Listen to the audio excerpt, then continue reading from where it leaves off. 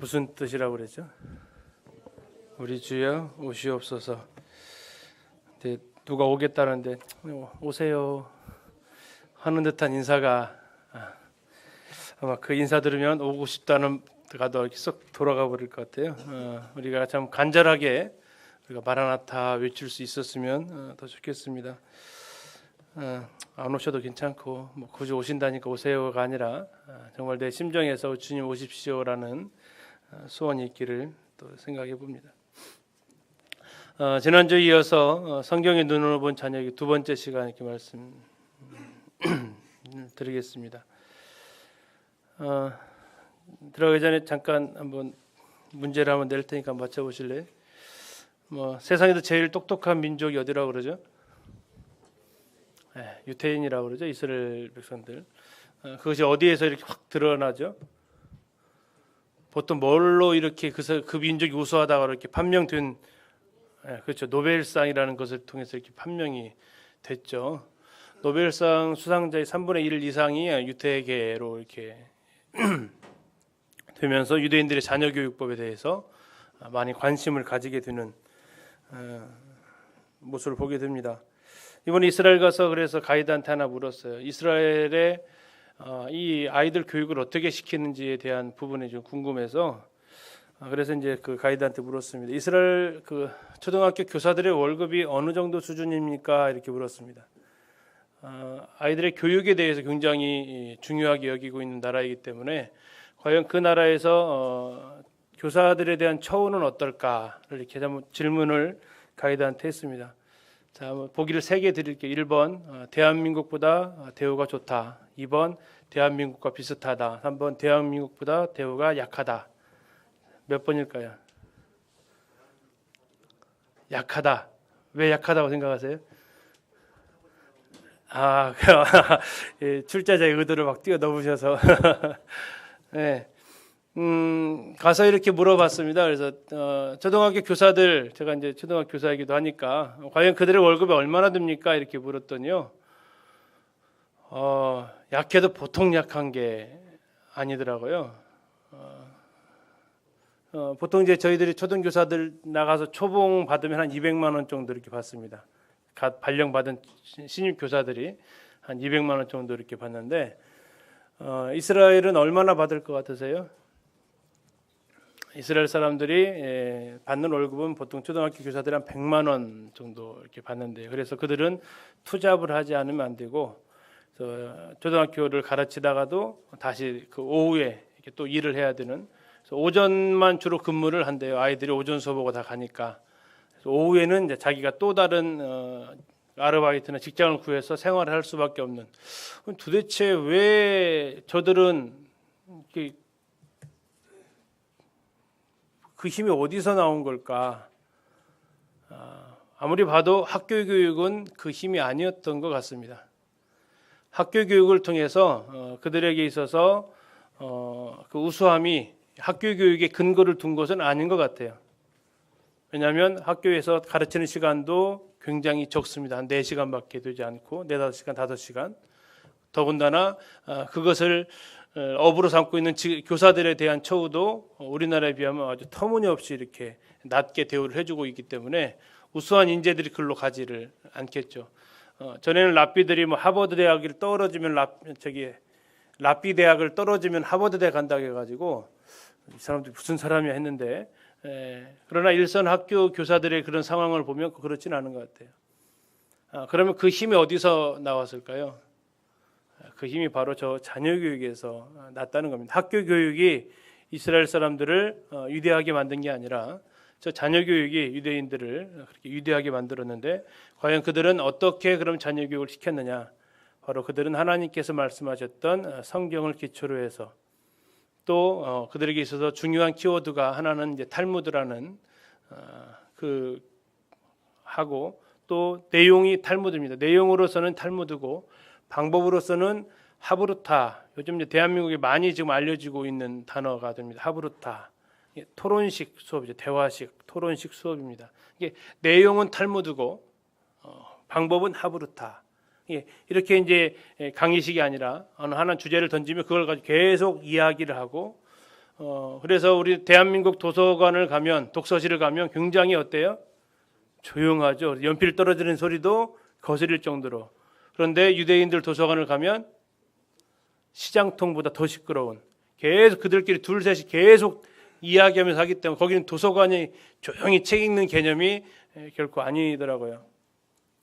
저희들이 이번에 가서 유대인 회당도 이렇게 가서 봤는데, 거기에서도 회당인데 그들이 성경을 가지고 토라라든지 탈무드를 가지고 와서 얘기를 하는데 계속 떠드는 거예요. 정말 시끄러운 그 공부하는 현장을 또 이렇게 보고 오기도 했습니다. 그들이 어떻게 가르치는지를 또 하나님 말씀을 통해서 이렇게 좀 생각을 좀 해보기도 했는데요. 지난 시간에 자녀 교육의 목적에 대해서 그들을 안전한 자로 세우는데 하나님의 말씀으로, 하나님의 사람으로 살도록 해서 그들의 평생의 삶이 하나님의 영광을 위해서 살게 하는 것이 목적이 아니겠느냐. 좀 더 구체적으로 그래서 아이들의 삶 속에서 하나님을 경외하게 하고, 또 하나님께서 아이들에게 주신, 자녀들에게 주신 재능과 은사를 자신의 또 이 영광을 위한 것이 아니라 하나님 나라를 위해 사용하고, 또 세상이 빛과 소금으로 살아가면서 선한 행실을 통해서 하나님께 영광을 돌리게 하는, 그것이 우리가 자녀 교육을 하는 목적이 아니겠는가 이렇게 살펴보았습니다. 이렇게 자녀 교육에 대해서 이렇게 살펴보는데 통계 자료를 잠시 한번 좀 보여드리겠습니다. 2010년도에 조사되어진 자료인데요. 이것이 뭐 크게 지금 와서 수치가 달라지거나 그러지는 않은 내용입니다. 그 보건복지부에서 조사하고 있는 전국 아동학대 현황 보고서에 나온 자료입니다. 보건복지부, 지금 이제 여성가족부 이런 데서는 매년 그 통계 자료를 하나씩 청소년 백과 해가지고 이렇게 내놓는데, 그 내용의 항목 중에 이런 내용들이 좀 있습니다. 아동학대의 주 대상이 누구냐? 누가 아동학대를 가장 많이 하느냐? 누구로 나옵니까? 참 아이러니하게 부모가 아동학대에 제일 많은 수를 차지하고 있다라고 이렇게 나오고 있습니다. 퍼센트가 약 83% 이상이 아동학대의 행위자가 부모다. 요즘 제가 초등학교에 근무를 하는데요. 초등학교 교사들이 가지고 있는 의무가 있습니다. 그것은 무슨 의무냐면, 아이들이 학대받은 그러한 정황이 포착이 되면 경찰서로 신고를 해야 되는 의무가 있습니다. 만약에 저희들이 아이들이 학대를 받았는데 신고하지 않았다 그러면 저희들이 이제 거기에 법에 저촉이 되는, 그래서 벌금이라든지 이런 것들을 이제 물게 되는 이런 상황이 있습니다.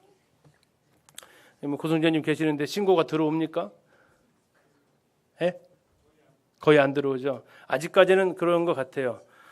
저희도 이제 학교에서 학교 보면은 이렇게 부모님에게 이렇게 좀 맞고 오는 애가 있습니다. 종아리를 맞고 오든지. 근데 그렇게 이렇게 뭐 이렇게 그런다고 매일 종아리 검사할 수 있는 것도 아니고, 2학년 아이들 이렇게 맞고 있는데 그 아이가 갑자기 이렇게 울면서 오더라고요. 한 번은. 또 왜 울어 했더니 그 일을 불러서 두 아이를 불렀어요. 자기는 그냥 지나갔는데 부딪혔을 뿐이래요. 근데 야는 부딪힌 데가 되게 아프대요. 그래서 그 어디가 이렇게 아픈데 봤더니 멍자국 있는 거예요. 아버지한테 맞았는데 거기를 갖다 친구가 부딪히고 가니까 이제 아파가지고 그 아이가 울었던 거죠. 그러면 이제 일단 부모님한테 전화를 하는 게 아니고 경찰서에 전화를 해야 되거든요. 근데 이제 부모님한테 먼저 전화를 하죠.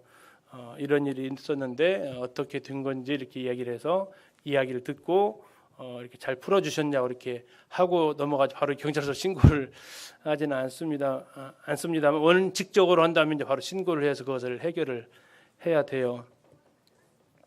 또 아이들도 요즘은 우리 뭐 학생들이 있는데 뭐 정보를 주는 것 같아서 그러기도 한데, 아이들도 저희 학교 아이 5학년짜리 아이가 경찰서로 신고를 했어요. 누구를 신고했을까요? 부모를 신고를 했습니다. 그래서 경찰이 집으로 찾아와서 부모를 경찰서로 데리고 가서 거기서 조사를 받고 귀가 조치하는 그런 일들이 생겼어요. 이제 갈수록 이제 이게 지금 예전에 미국에서 뭐 이렇게 선진국에서 하는 이야기인 줄 알았는데 이게 지금 어느덧 우리 현실로 와 있기도 합니다. 저도 이제 자녀가 부모를 직접 신고했다는 얘기는 처음 들었어요. 이 학교 와서 제가 이제 그 학교 폭력 그 대책위원으로 활동하다 보니까 그런 이야기들을 이렇게 좀 듣게 되는데 이 아동 학대의 가장 많은 퍼센트를 부모들이 차지하는데 그럼 과연 부모들은 왜 이렇게 아동 학대의 참 가장 큰 보호자인데 이런 아동 학대의 대상이 되었을까? 그 이유를 물어봤더니 가장 큰 이유가 양육 태도나 방법을 잘 모르더라라는 거였습니다. 양육 태도나 방법을 모르고 부모가 되어진 현실이 아이들을 키우면서 그러한 시행착오를 겪게 되는 하나의 커다란 이유가 되는 것으로 조사가 되었습니다. 우리나라는 차를 몰려고 하면 무엇을 요구하죠? 운전면허증을 요구하잖아요. 근데 자녀를 낳았으면 뭐가 필요해요? 그래서 부모 면허증이 과연 필요하냐라는 이야기도 합니다. 왜? 이 기계를 다루는 것도 이게 참 면허증이 필요한데 살아있는 생명을 다루는 이 일에 그런 것이 필요하지 않겠느냐 할 정도로 이야기가 되어지고 있는 것이 또 현실이죠. 우리나라하고 유대인들의 가장 큰 차이점이 바로 이 부분에 또한 동일하게 있습니다. 유대인들의 자녀 교육을 이렇게 좀 공부를 하면서 느낀 것은 그래요. 우리는 아이를 가졌다 하면 우리가 지금 올해 아이를 낳을 분이 한 분인가 이제 한 분 낳았으니까 아이를 가지면 뭐를 하죠? 부모들이요? 태교를 하죠. 태교를 누구를 가르치는 거죠? 뱃속에 있는 아이를 가르칩니다. 어떻게 가르치죠? 음악을 들려주고 또 성경을 읽어주고 좋은 것을 보고 좋은 걸 먹고 하면서 아이를 계속해서 어디서부터 가르칩니까? 뱃속에서부터 가르치기 시작하는 거예요. 그런데 유대인들은 아이를 가지면 아이를 향해서 태교를 안 한다고 해요. 이것은 뭐 일반 유대인들이 아니라 종교 유대인들 얘기하고 있습니다. 종교적인 유대인들, 신앙심이 두터운 사람들을 지금 얘기하는 겁니다. 자, 이 종교 유대인들은 그럼 뭐 할까요? 아이를 가지면요. 그들이 하는 것은 부모 교육을 랍비에게 가가지고 아이를 임신하게 되면 그 랍비한테 가서 부모가 되는 교육을 받도록 되어져 있다고 합니다.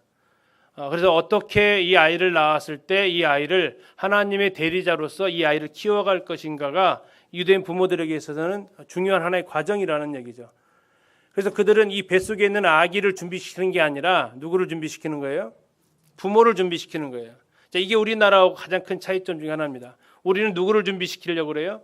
아기를 준비시키려고 그래요. 준비된 아이를 원해요. 근데 유대인들은요, 누구를 준비시키는 거예요? 부모를 준비시키는 거예요. 자, 그때 그 두 개의 다른 모습이 언제 확 대두가 되느냐면 장애를 가진 아이가 태어났을 때 그 양쪽의 부모의 모습은 확연하게 달라진다고 합니다. 유대인들에게 있어서 장애를 가진 아이가 태어났다는 얘기는 그들은 이것을 하나님께서 우리 가정에게 주신 복으로 이렇게 여기는 이런 모습을 그들이 반응을 크게 막 당황하거나 두려워하거나 그런 게 아니라 10개월 동안 7, 8개월 동안 계속해서 부모로서 하나님께서 어떤 아이를 우리에게 이 가정에 주시든지 이 아이는 하나님이 주신 복이다라고 생각을 하면서 자녀를 그대로 받게 되는 훈련을 그들은 하게 된다는 거죠. 근데 우리나라의 경우는 어떻습니까? 뱃속에서부터 계속 뭐 했어요, 지금요? 가르쳤잖아요. 뱃속에서 가르쳤는데 그럼 어떤 애가 딱 나와야 돼요? 정말 천재 같은 애가 딱 나오기를 기대를 해야 되는데 태어났는데 몸에 장애를 가지고 있다. 그러면 이제 부모들이 느끼는 그 당황함부터 시작해서 그 죄책감 그리고 원망 이런 것들이 이제 오는데 그 이유가 뭐냐? 전혀 거기에 대한 준비가 되어 있지를 않은 상태에서 아이를 맡게 되었을 때 그러한 아주 상반된 두 반응이 나타난다는 겁니다. 그래서 우리가 아이를 가졌을 때 과연 뱃속에 있는 아이를 위해서 태교를 할 거냐 아니면 그 아이가 태어났을 때에 준비되어져 있는 부모의 모습으로 나타나기 위해서 부모 교육을 할 거냐 이것은 우리가 첫 스타트를 무엇으로 끊느냐에 따라서 그 나타나는 반응이 다른 것 같습니다.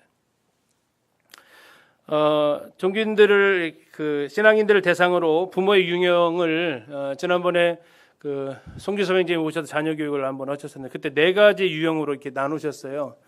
아마 기억이 안 나실 거라서 다시 한번 복습을 좀 해보겠습니다. 나는 어떠한 부모 유형인가 4가지를 그때 제시를 해주셨었는데요. 첫 번째 유형은 방임형이다.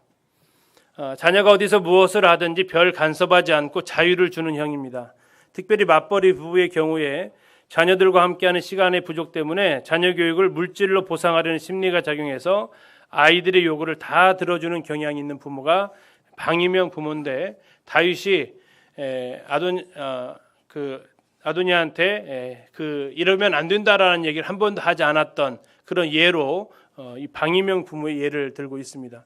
아이가 무엇을 하든지 그냥 별로 이렇게 터치하지 않는 형태의 부모가 하나가 있고요. 두 번째는 이제 이것의 반대에 해당되는 형인데 과잉보호형 부모가 있습니다.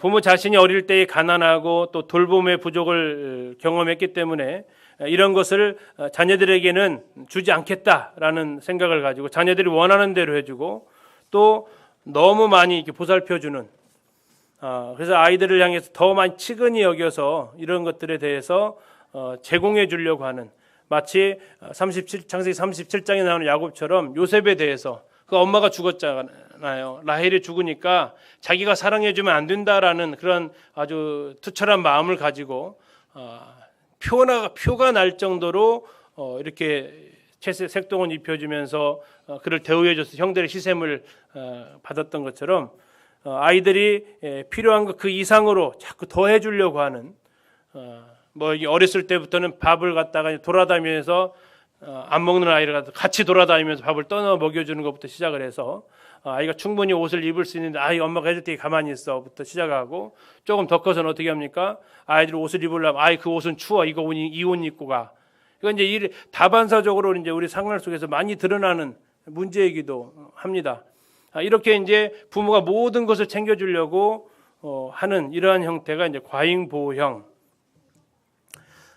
세 번째는 이제 술수형, 어감이 제일 좋지 않은 것 중에 하나인데, 자녀들의 수용 가능한 요구나 행동을 대상으로 흥정하기를 좋아합니다. 그래서 돈이나 선물을 주는 조건으로 자녀들을 통제하려고 하는 어떤 마음의 내적 태도가 아니라 외적인 것을 통해서 아이 행동을 이렇게 하려고 하는 이런 모습이 술수형이다.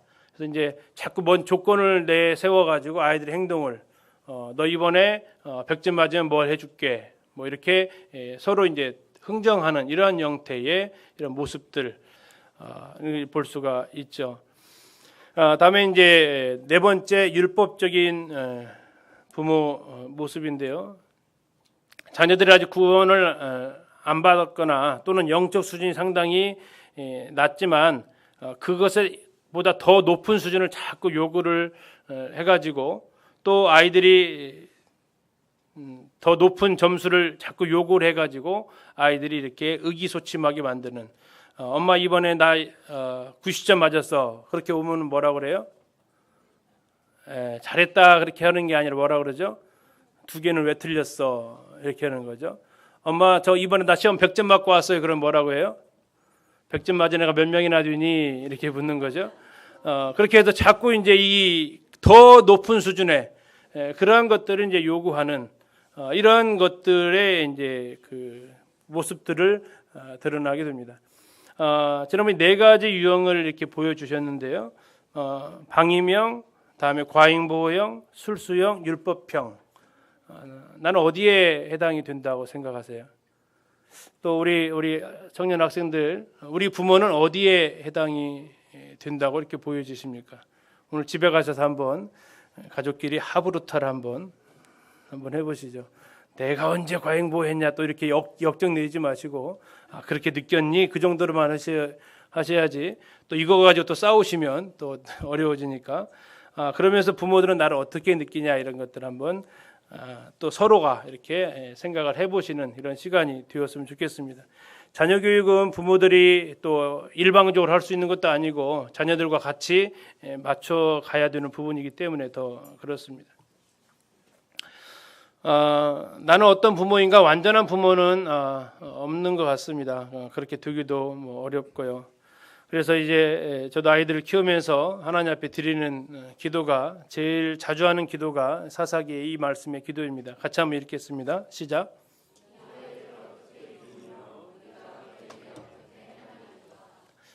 이 사사기 13장에 나와 있는 삼손의 아버지가, 삼손의 부모가 삼손을 앞으로 태어날 것이다라고 얘기했을 때 그들이 물었던 기도 제목입니다.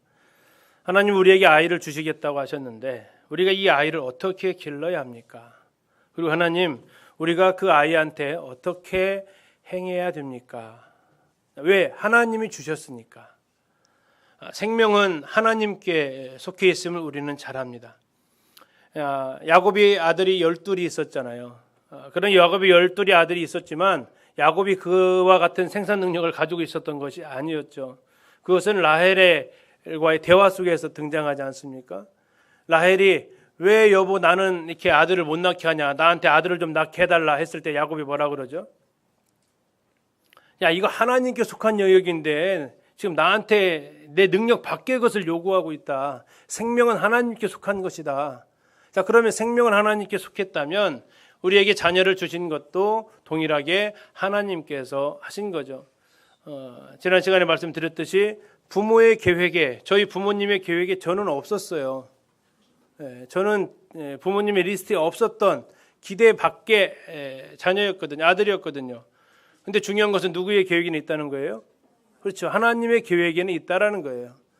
여기에 앉아있는 모든 우리 성도님들, 또 우리 학생들, 청년들이 동일합니다. 물론 부모의 계획에도 있고 하나님의 계획에도 있어서 태어난 자녀들도 있어요. 그러나 제일 중요한 것은 부모의 계획에 있다 하더라도 하나님의 계획이 없으면 그는 이 땅에 출생할 수 없다라는 겁니다. 내가 이 땅에 나왔다는 얘기는 부모들의 계획이 있건 없건 그건 하나님의 분명한 계획 가운데 있었기 때문에 내가 이 땅에 태어났다는 거죠. 그래서 중요한 것은 우리는 하나님께로부터 왔다는 얘기입니다. 우리 가정에 주신 자녀들은 동일하게 하나님께서 보내셨다는 얘기인데, 그렇다면 이 자녀에 대한 문제는 하나님한테 다시 되물어야 하는 것이 우리의 바른 자세라는 거죠. 그래서 하나님한테 이렇게 기도를 이렇게 하게 되고 지금도 하고 있습니다. 제 마음속에 계속적인 기도의 모습입니다. 아이를 어떻게 길러야 됩니까? 또 아직 어떻게 그 아이들 앞에서 행해야 됩니까? 이것이 기도 제목인데요. 우리 여기 계신 부모님들 자녀 교육이 쉬우세요? 어려우세요? 어렵죠. 한 분만 어려운 것인 것 같아요. 나머지 분들은 어려운데 말도 못하기 어렵다는 얘기죠. 그죠? 말 안 하신 이유는 그런 것 같아요. 말도 못하기 어렵다라는 얘기 같아요. 저도 어렵습니다. 어려운데요. 얼마만큼 어렵냐? 그래요. 정말 쉽지 않습니다. 왜 쉽지 않냐? 내가 나 자신도 참 컨트롤이 쉽지 않은데 아이를 컨트롤한다는 것은 더 어려울 수밖에 없죠. 더군다나 그 모습에서 내 모습이 투영되어지고 나오면요. 자녀의 모습에서 내 모습이 보이면 어떠세요? 기쁘세요? 아니면 당황스러우세요? 잘하는 모습은 거의 잘 안 닮아 있잖아요. 그죠? 말 안 듣는 것은 꼭 아내를 닮아 있고 남편을 닮아 있잖아요. 그러면서 이제 그 미움이 더 이렇게 쌓이고, 왜 하는 것마다 지 아빠랑 똑같아 이렇게 이런 모습들 당황스럽단 말이죠. 근데 문제는 뭡니까? 그 모습이 내 모습일 때가 더 충격적인 거죠. 인정하고 싶지 않지만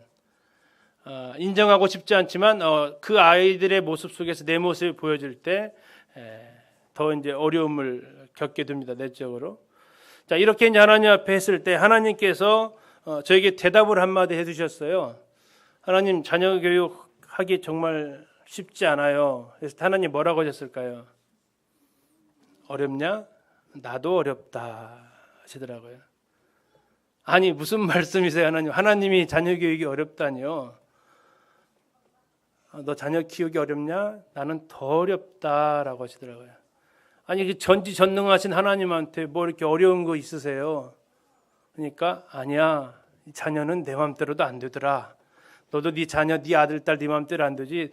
나도 내 맘대로 안 되더라. 아니, 이해할 수 없어요. 이해할 수 없으면 하나님 말씀을 봐라. 내가 신세한탄을 좀 했다 하셨는데, 신세한탄 하셨던 말씀을 보고 위로가 됐습니다. 같이 한번 읽어보겠습니다. 시작.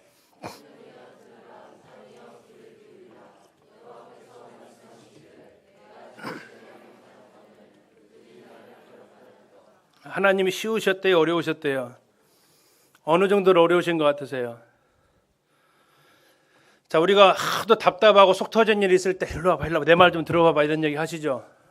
여보 일로 와봐, 우리 아들이 어쨌어, 여보 일로 와봐, 어쨌어, 이렇게 막 속이 터질 때 누구를 좀 불러다가 내 속 얘기를 좀 하고 싶을 때 있잖아요.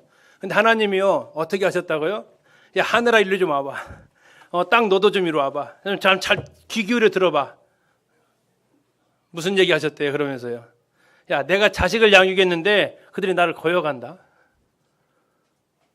자, 그러면 하나님께서 자식 교육하기가 어려우셨다는 거예요.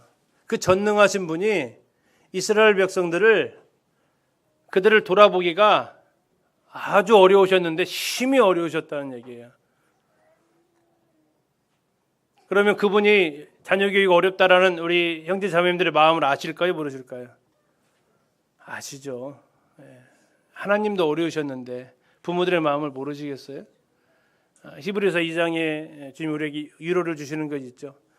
자기가 이 땅에 오셔가지고 그분은 우리의 모든 연약한 것을 직접 경험해 보셨기 때문에 시험받는 자들을 능히 도우실 수 있다라고 말씀하십니다. 그가 이 땅에서 그분이 시험을 받아보셨어요. 그렇기 때문에 시험받는 우리들의 마음의 어려움들을 그분이 어떠신다고요? 아신다고요. 근데 아시는 것으로 끝나는 게 아니고 어떻게 하신다고요?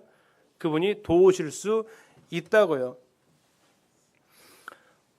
하나님, 그러면 혹시 이 말씀 이후에 아이고 나도 모르겠다 이제 자포자기 오셨을까요? 아니면 하나님 이 말씀 하시고 그래도 또 대안을 또 다시 또 우리를 향해서 다시 이스라엘 백성들을 향해서 다시 손을 펼치시나요? 그분은 포기하지 않으세요. 주님이 나도 어렵다 하시는데 그래서 나도 그냥 모르겠다 놔뒀다 이렇게 하지 않으시더라고요. 그러면서 그분이 내가 자식을 양육했는데 그들이 나를 거역했다. 뭐 어떻게 해야 돼요? 그분은 그래도 포기하지 않으세요. 왜요? 자식은 뭐 할 수 있는 대상이 아니에요? 포기할 수 있는 대상이 결코 아니에요. 어떻게 우리에게 그런 마음을 가지게 돼요? 그게 하나님께서 우리에게 주신 마음이에요. 하나님께서 부모들에게 주신 마음은 결코 자식을 포기할 수 없는 마음이에요. 그래서 그분은 부모로서 어떻게 이스라엘을 다시 회복시키시는지 그것을 갖다가 이사야서를 통해서 보여주고 계세요. 그래서 이사야서의 마지막 모습은 뭐예요? 거역했다라는 게 아니라 그들이 다에게 돌아왔다라는 기쁨의 모습을 보여주고 있어요. 그래서 우리는 하나님께로부터 이 자녀 교육에 대해서 물어야 되고, 하나님께서 물으면 그것도 못하냐? 이게 아니고 나도 힘들었다. 나도 힘들다. 그러나 나는 포기하지 않았고 그래서 너에게 그 어려움을 들어줄 수 있다라고 말씀하신 음성을 듣게 됩니다. 하나님께서 이스라엘 백성들을 얘기하실 때 또 그들을 가르치실 때 어떻게 가르치셨는가 교육 방법이 나와 있어요. 나는 그 아비가 되고 그는 내 아들이 되리니 저가 만일 죄를 범하면 내가 사람 막대기와 인생 채찍으로 징계하겠다. 훈계라고 그러죠. 훈계. 자녀들에게 필요한 것이 바로 이 훈계입니다. 하나님께서 이스라엘 백성을 다루실 때 사용하셨던 것이 사람 막대기와 인생 채찍이라는 것으로 다루셨대요. 그럼 이것만 하셨을까요? 그분은 그렇지 않죠. 또 호세아서에서는 이렇게 말씀하고 있습니다. 내가 에브라임에게 걸음을 가르치고 내 팔로 안을지라도 내가 저희를 고치는 줄을 저희가 알지 못하였도다. 내가 사람의 줄 곧 사랑의 줄로 저희를 이끌었다라고 얘기하세요.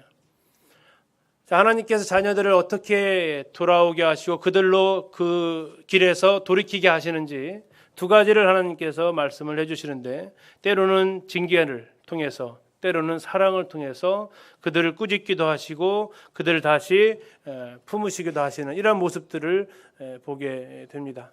근데 문제는 우리는 언제 그들을 징계할 거고 언제 그들을 품을 것인지 여기에 대한 지혜를 우리가 하나님 앞에 가지고 나아가야 할 것 같습니다. 자녀 교육 들어가기 전에 우리가 생각해 볼 것은 나의 자녀 교육 방법은 세 가지 중에서 어느 교육의 방법을 띠고 있느냐 하는 것입니다. 우리 성도님들, 부모님들, 내 자녀 교육 방법은 어디에서 그 뿌리를 찾을 수 있는지 우리는 살펴보아야 합니다. 첫 번째는 성경적인 방법이냐, 성경에서 과연 그렇게 말하고 있었느냐, 아니면 전통적인 방법이냐, 내가 부모들로부터 배운 거냐, 아니면 우리나라 오랜 그 문화 가운데에서 우리들에게 자연스럽게 스며들어가 있는 유교적인 전통적인 방법이냐. 조선왕조 500년 동안에 이것이 우리 삶 속에 깊이 들어가 있기 때문에 우리는 이것이 유교적인지 뭐인지를 모르고 이렇게 하는 경향들이 의외로 많이 또 있습니다. 세 번째, 그게 아니라 그것은 좀 구식이고 나는 요즘 신세대적이라서 나는 교육학적인 방법을 한다.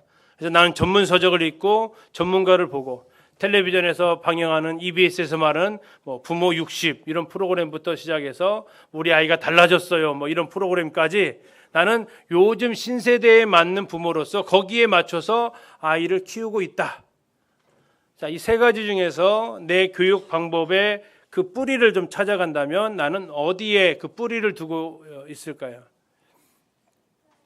물론 이 자리에서 요구하는 답은 다들 이해는 하실 거예요. 아니 근데 문제는 내 실태가 어쩌냐 이거죠. 특히 우리 젊은 우리 30대 이런 자매님들의 그 육아를 좀 보게 되면 3번의 경향이 좀 많이 있고요. 50대 60대 우리 부모님들 그 모습을 보면 2번의 방법이 꽤 많이 들어가 있습니다. 원하든 원치 않든. 근데 그것이 다 잘못됐다라는 게 아니고 그러한 내용들이 과연 성경과 일치하고 있느냐를 우리는 확인해 볼 필요가 있다는 겁니다. 왜? 우리의 교육의 방법은 하나님께서 자녀를 우리에게 보내셨기 때문에 하나님의 매뉴얼대로 우리는 가르쳐야 된다라는 얘기입니다. 하나님은 과연 우리를 어떻게 가르치셨고 우리에게 어떻게 가르치라고 말씀하시고 있는지 우리는 살펴야 된다는 얘기죠. 근데 우리는 배운 대로 보통 가르칩니다. 부모에게 배운 대로 우리는 아이들한테 행하고 있는 모습을 보게 돼요.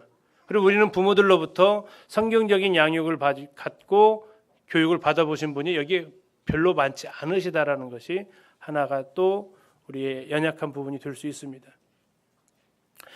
그렇다면 우리는 어떻게 해야 되느냐? 다시 하나님의 말씀 앞에서 어떻게 하나님 이 아이를 가르치며 이 아이에게 어떻게 행해야 됩니까? 라고 우리 하나님 앞에 물어야 한다라는 거죠. 그래서 성경을 보면 그 방법들이 나와 있다라는 겁니다. 우리가 성경을 보지 않았기 때문에 성경에서 하나님께서 자녀를 어떻게 기르시는지에 대해서 말씀하고 계신 부분들을 우리가 놓치고 있다라는 얘기죠. 우리가 많이 알고 있는 것은 뭡니까? 잠언 말씀만 많이 알고 있어요. 그죠? 자녀 교육에 대해서.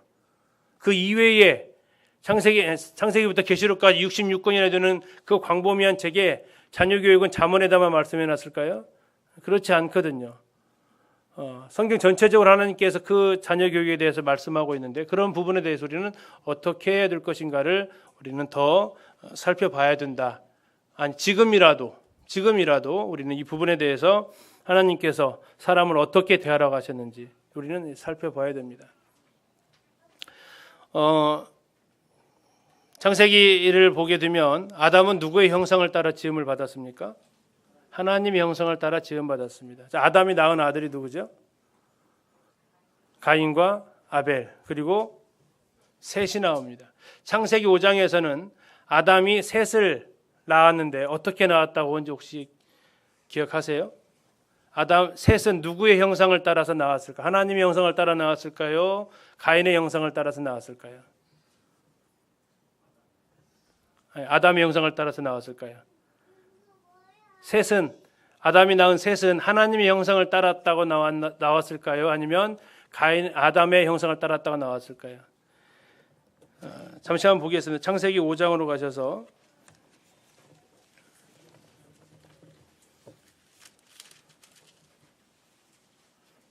5장 3절입니다. 같이 한번 읽겠습니다. 5장 3절 시작. 아담은 130세에 자기의 모양 곧 자기의 형상과 같은 아들을 낳아 이름을 셋이라 하였고. 자, 셋은 누구의 형상이 되어버렸습니까? 아담의 모양과 형상이 되었습니다.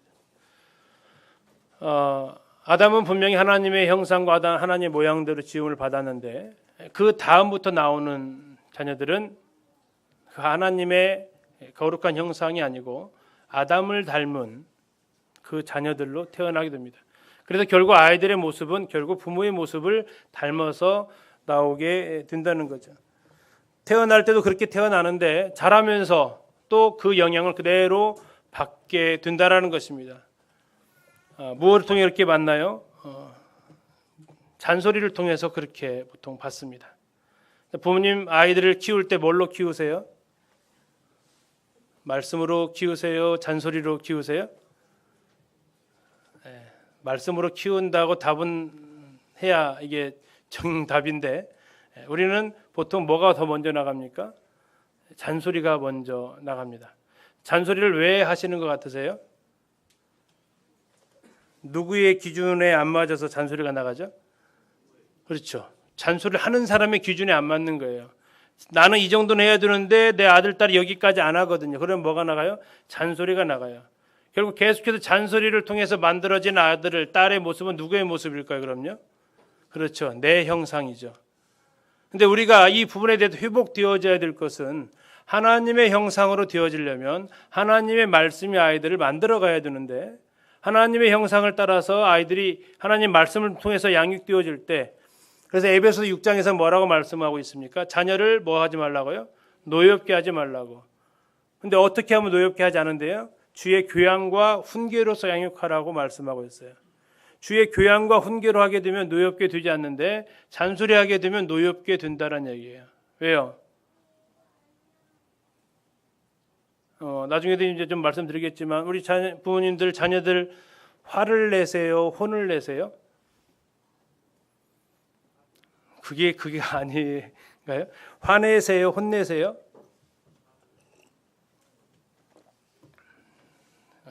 구분이 안 되면 마구 뭐 때로 혼내고 때로 화내고 그러기 싫을 거예요, 그죠? 예. 그러면 질문을 좀 바꿀게요. 화내야 될 것 같아요, 혼내야 될 것 같아요? 예, 혼을 내야 돼요. 자, 화를 낸다고 할 때 그 화자가 무슨 화자인지 혹시 아세요? 불화자를 씁니다. 화를 낸다. 아이가 잘못했어요. 그때 화를 내는지 혼을 내는지 우리가 이제 굉장히 중요한 부분인데 우리는 보통 그때 이제 불을 내죠. 화를 내죠. 자, 화를 낸다라는 얘기는 화를 던지는 거예요. 자, 불을 던지는 겁니다. 그러면 반대쪽에서는 어떤 반응이 나오죠? 뜨거워하는 거죠. 놀라셨죠? 그렇게 반응이 나오는 거예요. 왜요? 갑자기 불이 날라오니까 아이고 감사합니다고 받는 사람이 어디 있겠어요? 불이 날라오면 일단은 피하고 보는 거죠. 피하는데 이렇게 피하는 사람이 있는가 하면 어떤 사람도 있어요. 반대로 던져버리는 사람이 있어요. 던진 쪽으로. 이게 좀 성격이 온순한 애들은 뜨거우면서 자기가 피하는데 성격이 좀 급한 애도 어때요? 왜 나만 갖고 그러면서 어떻게 이제 맨날 나한테만 이래 하면서 부모한테 다시 불을 던지는 거예요. 왜요? 화를 받았으니까 화를 던지는 거예요. 자, 내가 화내느냐 혼내느냐 좀 쉬운 기준을 말씀드릴게요. 아이를 꾸짖을 때 목소리가 크게 나오면 이건 주로 뭐 하는 걸까요? 그렇죠. 화낼 확률이 많아요. 다 화내는 건 아닐 수 있겠지만 화낼 확률이 많아요. 근데 아이에 대해서 조곤조곤 이야기를 하시면서 흔히 말하는 조곤조곤 죽이는 이것은요. 이건 혼내는 경우가 좀 더 많아요. 왜 화를 낸다는 얘기는 감정으로 대하면서 아이를 노렵게 하게 돼요. 그러나 혼을 낸다는 얘기, 여기서 혼을 낸다는 것은 뭐예요? 혼이요? 우리 이 정신이거든요. 정신을 꺼내는 거예요. 그러니까 죽이는 거죠, 이건. 그런데 그 영혼을 살리는 것으로 나아가게 되는 죽이는 겁니다. 그래서 우리가 이제 아이들한테 잘못했을 때에 이 부분에 대해서 이제 기억을 하셔야 돼요. 화를 내지 마세요. 화를 내면 반드시 노여움을 탑니다. 목소리가 커지면 같이 커질 수밖에 없어요. 그래서 이 부분에 대해서 우리가 조심하셔야 되고 또 하나는 실수를 했어요. 자녀가 실수를 했으면 이거 혼내야 돼요? 혼내면 안 돼요? 그래도 혼내죠. 내가 이렇게 하지 말라겠지. 그러나 실수 가지고 혼을 내게 되면 아이는 또 역시 자기가 실수했기 때문에 표현은 하지 않지만 또 노여움을 타게 되더라고요. 뭐 제가 잘해서 하는 게 아니라 시행착오를 해보니까 그렇습니다. 하나만 더 말씀드리면 아이들 훈육할 때 제가 그 자녀 교육에 대해서 이제 그 강의 가서 이제 드리는 말씀 중에 또 하나 그거예요. 아이들 예습 복습하지 마십시오라고 합니다. 뭐 하지 말라고요? 예습 복습하지 마십시오라고 해요. 아이들 혼낼 때 예습 복습하지 말라. 예습한다는 것은 뭐예요? 너 또 이럴 거지? 너 보니까 너 앞으로 계속 이럴 것 같아. 뭐 하는 거예요? 앞으로 일어나지 않은 일에 대해서 뭐 하는 겁니까? 얘기하는 거, 예습하는 거예요. 그 다음에 복습은요. 너 지난번 안 한다면서. 어제 분명히 네가 안 한다고 했잖아. 왜 또 해? 엄마가 용서해 준다고 했잖아요. 안 한다는 건 지켜야지. 그래서 뭐가 돼요? 이제 어려움이 돼요. 그래서 아이들 할 때는 지금 하고 있는 그 일에 대해서만 할 수 있도록. 그런데 직접 상황이 부딪히면 어떻게 돼요? 순간적으로 망각을 하게 되면서 다시 예습 복습이 또 나오게 되는. 그래서 이런 부분들에 대해서 이제 이게 바로 뭐냐? 이게 에베소 6장에서 말하고 있는 주의 교양과 훈계. 그러면 부모님들이 이렇게 했더니 또 이제 성경 말씀 가지고 막 꾸짖는 분들이 계세요. 성경 말씀을 꾸짖는 용도로 쓰는 그런 용도. 그렇게 하라고 주의 교양과 훈계로 하라는 것은 또 아니죠. 그래서 우리가 이런 부분들에 있어서 나의 자녀 교육 방법은 성경적인지 전통적인지 교육학적인지를 우리가 살펴봐야 되겠고요. 두 번째, 내가 자녀 교육을 하는 목적이 과연 무엇인가?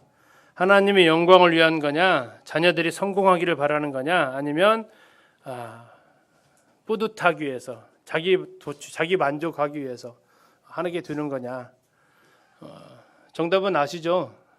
그렇죠. 정답은 알고 있어요. 그러나 이게 2번과 3번이 우리 의식 속에 많이 자리하고 있다는 것도 우리가 부인할 수 없는 부분 같습니다. 그래서 이제 이 두 번째에 해당되는 자녀의 성공을 바라는 부모들이 자주 하는 멘트가 있어요. 뭐라고 하죠? 다 너 잘 되라고 하는 거야. 뭐라고 한다고요? 안 쓰셔서 잘 모르세요? 다 너 잘 들어가는 거야. 다 너 위해서 하라는 거야. 라고 무의식적으로 이 멘트가 깔립니다. 결국 자녀 교육의 목적은 너를 위한 거야 라는 것으로 깔리게 돼요. 그렇게 되면 이제 1번은 저만치 간 거죠.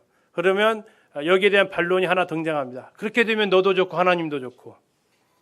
그걸로 인해서 이제 이것을 보완하려고 하는. 과연 그러냐? 하나님 좋으려고 내가 좋게 되려고 하는 거냐? 그런 의미는 아닐 거예요.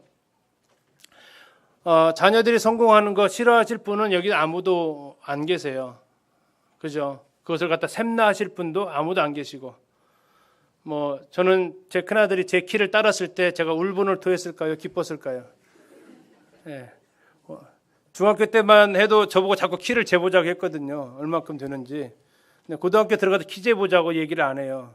왜 안 할까요? 이미 자기 눈 밑에 있으니까. 근데 그걸 보고 부모가 싫어할 부모가 있어요? 아니죠. 기쁘죠. 부모보다 더 성공한 모습이 부모들에게서는 커다란 기쁨 아닙니까? 자녀들이 성공하는 것에 대해서 싫어하거나 불평하실 분은 여기에 단 한 분도 안 계실 거예요. 그러나 그것이 만약에 하나님의 영광을 가리는 일이 된다면 우리는 거기에 대해서 자녀들에게 딱 부러지게 얘기할 수 있어야 되는 거죠. 다 너 잘 되라고 하는 거야. 이것이 굉장히 무서운 말이라는 것을 우리가 기억을 해야 됩니다. 다 너 위해서 하는 얘기야. 이게 자녀의 성공이라는 그 베이스가 우리 속에 깔려 있기 때문에 우리도 모르게 입 밖으로 던져지는 말 같아요. 우리의 삶의 가장 큰 목적이 바로 너를 지으신 하나님 앞에 영광을 돌려드리기 위해서 하는 거야. 왜 자녀들한테 공부하라고 그러죠? 다 너 잘 되라고 그러는 거야. 이게 아니라는 거죠. 그래서 또 하나 부모의 자랑, 자식 잘 키웠다는 얘기를 듣기 싫은 분 계세요? 자식 얘기만 나오면 막 말하고 싶어서 하시는 분도 계시죠. 근데 이게 반대로 나가면요, 자식 얘기 나오면 움츠러드는 분들이 계세요. 이건 양쪽 다 좋은 반응은 아니죠. 결국 그 뿌리에는 뭐가 있습니까? 내가 자식으로 인해서 인정받고 싶은, 참 아들 잘 키웠어, 참 딸 잘 키웠어, 참 누구 자식 좀 봐, 내 자식이 이렇게만 했으면 좋겠어, 이런 얘기를 나도 은연중에 듣고 싶은 마음들이 있어요. 그건 누가 예배를 받는 거예요? 내가 예배를 받는 거죠. 내가 그 영광의 자리에 올라가는 거죠. 우린 자녀 교육을 하면서 자녀를 그 영광의 자리에 올려놓을 거냐, 내가 그 영광의 자리에 올려놓을 거냐, 이것 때문에 우리가 자주 자녀들하고 불화를 겪는 이유가 또 존재하기도 합니다. 부인하고 싶지만 나타나지는 모습 같아요. 그래서 부모나 자녀나 그 가장 근본적인 목적은 이 삶을 통해서 하나님께서 영광 받으시길 원한다라는 것으로 나아가야 할 것 같습니다. 그리고 세 번째, 나는 자녀 교육을 위해서 얼마나 공부하고 있습니까? 아니, 자녀 교육을 위해서 공부한다는 얘기는 책 읽는다는 얘기만 하는 게 아닙니다. 자녀를 위해서 공부한다는 얘기, 공부는 책 가지고만 하는 게 아니에요. 자녀 교육을 위해서 우리가 얼마나 기도하고 있는지, 자녀 교육을 위해서 또 내가 얼마나 다른 사람들과 교제하고 있는지, 또 자녀 교육을 위해서 얼마나 아이들과 대화하고 있는지, 이런 모든 것이 다 공부라는 단어 속에 포함이 되어져 있습니다. 책 보라는 얘기만을 절대 그렇게 말씀드리는 건 아닙니다. 자녀 교육을 위해서 우리는 정말로 준비되어져야 된다는 얘기예요. 저 유대인 부모들처럼 아이가 잉태되었을 때에 제일 먼저 해야 될 일이 바로 준비된 부모가 되는 거. 저도 아이 5을 키우지만 제가 준비된 부모다라고 말하기가 어렵습니다. 심히 어려운 부분이죠. 제가 큰아들 낳았을 때 가장 시행착오를 많이 하죠. 그래서 여기 지금 장남, 장녀로 태어난 분들, 부모들이 여러분을 키우면서 가장 많이 시행착오를 하셨을 거예요. 그래서 과도하게 여러분들이 혼이 났을 수도 있어요. 또 여러분들이 부모들이 절대적으로 의도된 것은 아닙니다. 준비가 제대로 되어지지 않은 상태에서 그걸 가르쳐 주신 분들이 거의 없었던 상태에서 낳다 보니까 시행착오라는 거, 여러분들도 어떤 일을 할 때 처음에 시행착오를 경험하는 것처럼 부모들도 그런 시행착오들을 경험해 가는 거죠. 제 아내가 넷째, 5째를 낳으면서 한 얘기가 잠깐 기억이 나요. 자기 얘기는 절대 강단에 서지 말라 하겠는데 이런 얘기를 했어요. 인자 조금 알 것 같다. 이제 그렇게 되면 첫째, 둘째, 셋째는 뭐가 되는지는 모르겠지만 이제 조금 알 것 같다. 그렇습니다. 솔직한 고백이고 저도 동의합니다. 그런데 그럼 넷째는 잘 키워오겠느냐? 이게 또 안 되더라고요. 이게. 어쨌든 그래서 자녀 교육은 어렵습니다. 그래서 이것은 우리가 계속해서 배워야 되고, 여기 지금 자녀를 다 키우신 분들도 계시죠. 울산에 가서 이 강의를, 이 내용을 오후에 했어요. 근데 모친님들이 막 여러 분이 앉아 계셔. 도대체 저분은 누구를 위해서 자녀 교육을 들으시는 건가 싶으시던데, 이것은 우리 평생에 해야 될 또 일들 중에 하나이기도 한 것 같습니다. 마지막으로 나의 가치관은 어떤 거냐라고 좀 하면서 여기까지 하고 좀 마치겠습니다. 나의 가치관, 나의 자녀 교육 방법은 그렇다면 지금의 이제 나의 가치관, 나는 어떤 거냐? 우리 자녀들이 어떠한 사람이 되기를 원하십니까? 1번 다른 사람을 섬기는 사람, 2번 다른 사람에게 섬김을 받는 사람. 1번이에요, 2번이에요? 예? 조화. 또요. 3번은 조화.